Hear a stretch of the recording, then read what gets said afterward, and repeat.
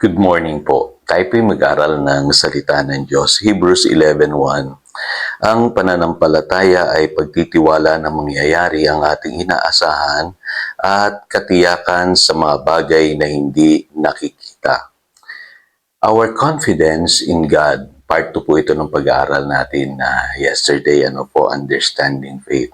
So, ang Biblia po dinidefine ang faith po na confidence, sa mga bagay na hindi pa natin nakikita o mga bagay na ating inaasahan. Kaya marami pong translation diyan. Yung ibang kanilang translation ay substance of things unseen yet hoped for. Yung iba naman, sabi assurance, ang ginamit na salita. At alam niyo yung Biblia po, malinaw na may mga spiritual things po sa buhay natin na dapat ma-perceive natin o maunawaan natin as reality. Example po ng kawalan ng pananampalataya ay yung pong kalagayan ni Tomas. Kung naalala ninyo, nang nabuhay ng muli ang ating Panginoong Jesus, bago mangyari yan, si Tomas hindi niya kayang maniwala kasi dependent siya sa kanyang senses. Ano ba yung senses, Pastor? Yung pandama niya. Ang sabi niya sa John chapter 20 verse 25, hindi ako maniniwala hanggat hindi ko nakikita at nahahawakan ng butas ng mga pako sa kanyang mga kamay at hanggat hindi ko naisusot ang aking daliri sa mga sugat na yon at sa kanyang tagiliran. So, ganun ang klase ng pananampalatayang meron ito si Tomas.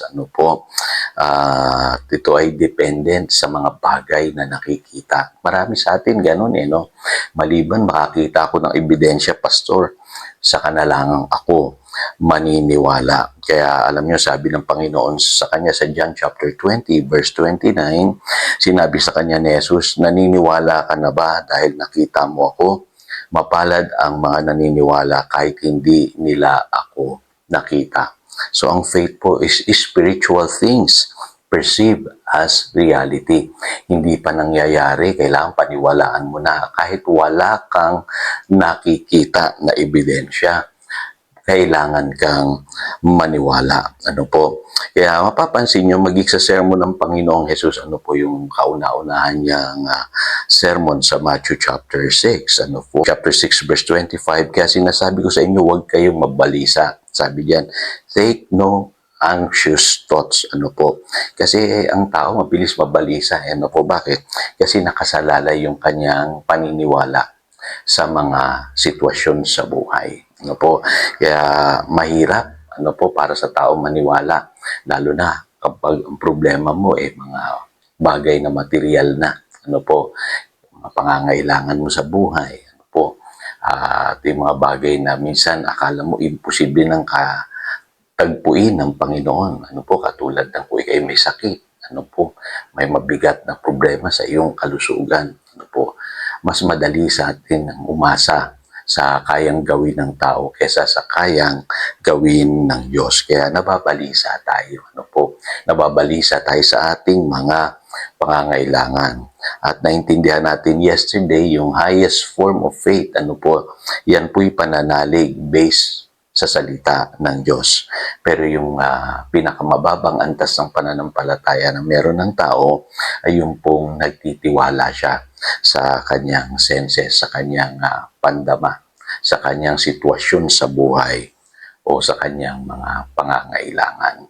Napakababaw po pagka ganoon yung ating pananampalataya kasi pagka nagbago po yung sitwasyon, nahirapan ka na, at kadalasan dumarating ka sa punto na parang hindi mo na nararanasan ang Diyos, nandoon na yung kawalan ng pananampalataya.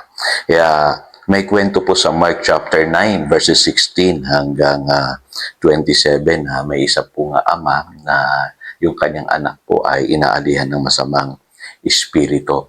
Humingi siya ng tulong sa Panginoong Jesus kasi hindi mapalayas ng mga alagad yung masamang espiritu sa kanyang anak.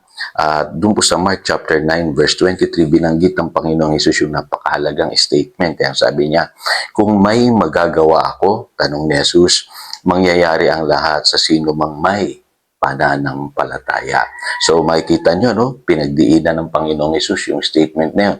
Mangyayari ang lahat sa sino mang may pananampalataya. At ang sabi naman ng lalaki, agad namang sumagot ang ama ng bata, naniniwala po ako. Tulungan po ninyo kung madagdagan pa ang aking pananampalataya. Tayo po'y manalangin. Dakilang Diyos, salamat po. At naintindihan namin na dapat pala sa paglapit namin sa iyo, Panginoon, taglay-taglay namin yung confidence, yung assurance, na yung mga spiritual na bagay, yung mga aming inaasahan, mga bagay na hindi namin nakikita, ay nakikita na namin totoo sa aming pong isipan, sa aming puso. Kasi ganun po ang pananampalataya. We perceive spiritual things as reality. At salamat, Panginoon, meron kang mga pangako na aming panghahawakan at nananalig kami sa iyong mga salita. Tulungan mo kaming manampalataya. Dagdagan mo ang aming pananampalataya. Salamat, Panginoon. Yan ang aming panalangin. In Jesus' name we pray. Amen and amen. Again, ito si Pastor Jojo nagpapaalala upang daluyan tayo ng pagpapala, manatili tayo sa kanyang salita. Good morning.